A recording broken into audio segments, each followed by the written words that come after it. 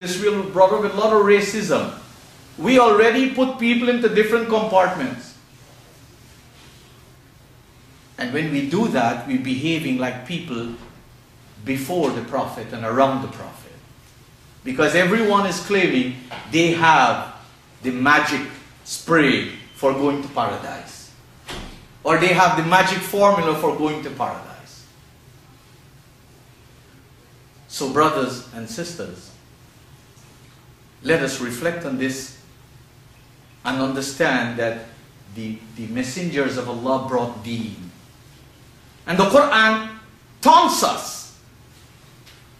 وَمَا أَدْرَاكَ مَا يَوْمُ الدِّينِ ثُمَّ مَا أَدْرَاكَ مَا يَوْمُ الدِّينِ. And here again I told you, you can't help me and I can't help you.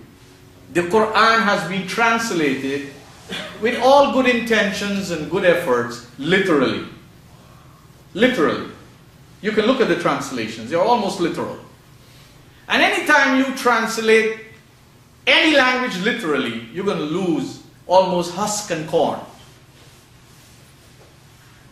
So the Quran explains, يَوْمَ لَا تَمْلِكُ نَفْسٌ لِنَفْسٍ شَيْئًا وَالْأَمْرُ يَوْمَئِذٍ لِلَّهِ. So deen, of course it's not religion.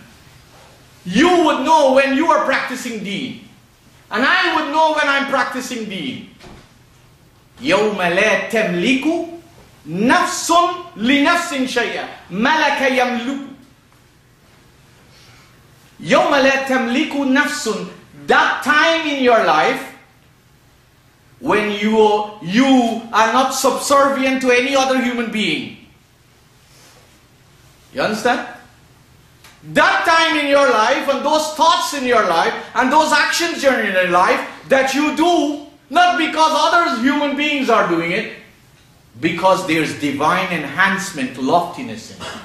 And you do not hold anybody's neck and compel them to adhere to you. There's no slavery. يَوْمَ لَا تَمْلِكُ نَفْسٌ لِنَفْسٍ شَيْئًا وَالْأَمْرُ يَوْمَئِذٍ لِلَّهِ. And control and command and the order, lillah, divine loftiness. Because of time, I'll have to leave it here. But please, let us don't forget that this is what the beloved Prophet brought. If really you and I follow him and love him, there's a lot of professed love for this Prophet. You can't beat the Muslims to love the Prophet. If you and I profess we love the Prophet, then you have to profess you love Moses and Jesus and Abraham. And you have to accept that the followers of Moses and Jesus and Abraham and the followers of Muhammad are not saints, are not perfect. They are people, humans. They can be right or they can be wrong. And just as how Muslims can be wrong, Christians can be wrong, Jews can be wrong, and others can be wrong. But let us don't divide the human society into compartments that we could never come together on common terms and understanding. We need to build bridges. We need to see Christians as human beings. We need to see Jews as human beings. We need to see Hindus as human beings. We need to see Buddhists as human beings. We need not to believe we are alone in the world and we are on the upper deck and everybody's on the lower deck because we read some Arabic and we read Kalma and we read this and we read that. That is for the uneducated mind. I leave this with myself and you. I hope I'm tickling the mind of intelligent people, and I have no doubt that you are full of intellect and intelligence. Kindly reflect over it. For if we can evolve, then our children will be the beneficiaries. And I'm emphasizing that. Our children will be the beneficiaries. Don't let us leave our children the way we have generally had them for years in our life. If our children evolve, then we the parents will also be the beneficiaries. It's a two-way street. Imagine if we evolve, what will happen to society? We will enhance this society. You think Canadian society have no room for growth and development and enhancement? We will impact the Muslim world to improve. But if we continue and we bring those baggages from those parts of the world here in Canada, we will think Sharia is the same kind of Sharia that's in the Arab world, in Afghanistan, in Pakistan.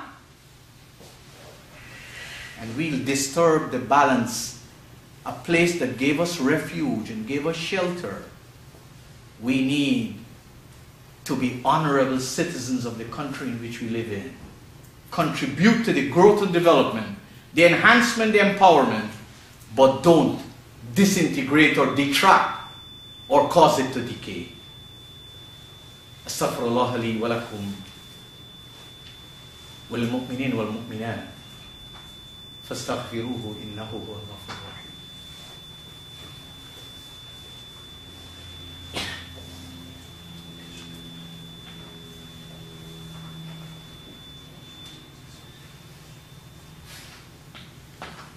In conclusion, brothers and sisters, Allah told us, Inna ad-deena 'inda Allahi al-Islam. The only social order with divine loftiness is Islam. The problem is, the Muslims in the world understand Islam as a name. They understand it as a religion. They understand it as a body of rituals and ceremonies which don't really make any significant impact in their life. They understand it as a cultural, traditional thing. Islam has nothing to do with that. Go to the Arabic dictionary, the Arabic lexicon. Ask any Arabs who know. To be honest and straightforward, Islam is all about peace. Islam is all about what? Peace. Islam is all about peace, about harmony, about tranquility, and about submissiveness to divine values. Islam has nothing to do with Arab culture, Iranian culture, Pakistani culture, Bangladeshi culture, Guyanese culture. It doesn't belong to any culture, but it embraces all the good of all the cultures. This was the message of this beloved and epoch-making messenger. We need to change if we want to give our children a better chance in this country and in this region and in this world. And if we want to help our relatives back home, wherever is back home, then we have to go and remove the cataract from the eyes so that we can see the Qur'an as Allah revealed it, not see it in our cultural ways. Unless you're convinced 101,000,000% that the Islam of the Arabs, of the Iranians, of the Pakistanis, of the Bangladeshis, of the people in the Caribbean, of Africa, is up there and I should never abandon it. Your choice and my choice is always with us. I hope we make the best choice. We beg Allah to bless all the messengers and bless those who strive to follow them.